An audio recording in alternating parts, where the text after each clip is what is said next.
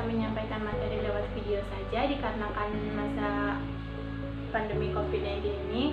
Sampai sekarang kita belum bisa bertatap muka secara langsung. Mudah-mudahan COVID-19 ini segera berakhir dan keadaan seperti semula kembali.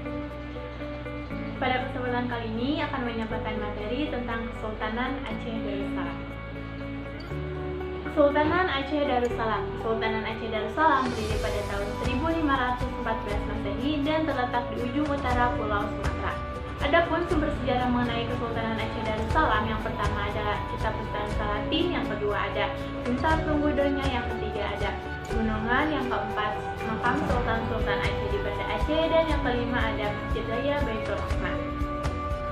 Kerajaan Aceh berkembang sebagai kerajaan besar, yaitu di Pulau Sumatera bagian utara dekat jalur pelayaran dan perdagangan internasional pada saat itu.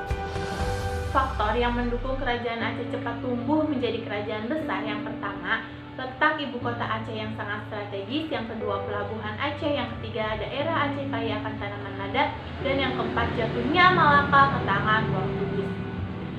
Adapun corak pemerintahan Kesultanan Aceh adalah pemerintahan sipil dan pemerintahan atas dasar agama. Pemerintahan sipil dipimpin oleh bangsawan, setiap kampungnya dipimpin oleh ule balang. Sedangkan pemerintahan atas dasar agama dilakukan dengan cara menyatukan gambong dengan sebuah masjid yang disebut dengan mukmin.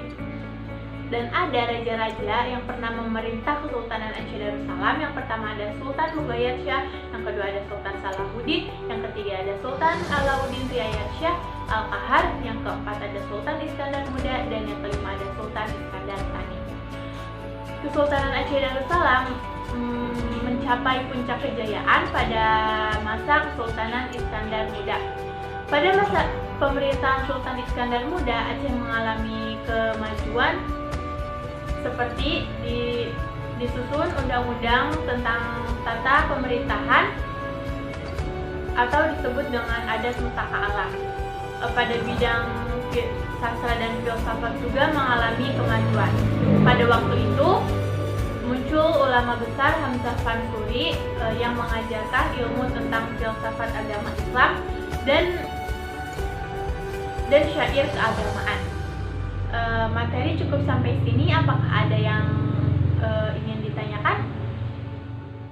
Bu, saya izin bertanya, apa saja faktor yang menyebabkan kerajaan Aceh cepat tumbuh menjadi kerajaan besar?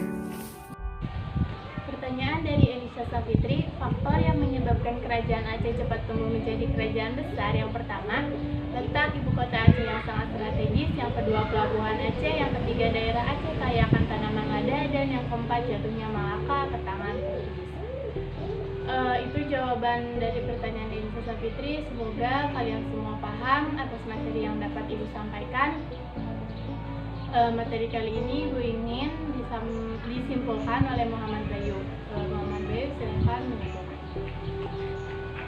Dan cukup sekian materi yang dapat Ibu sampaikan. Semoga bermanfaat untuk kalian semua dan bisa memahaminya. Cukup sekian, terima kasih. Wassalamualaikum warahmatullahi wabarakatuh. Assalamualaikum warahmatullahi wabarakatuh. Perkenalkan, saya Muhammad Bayu.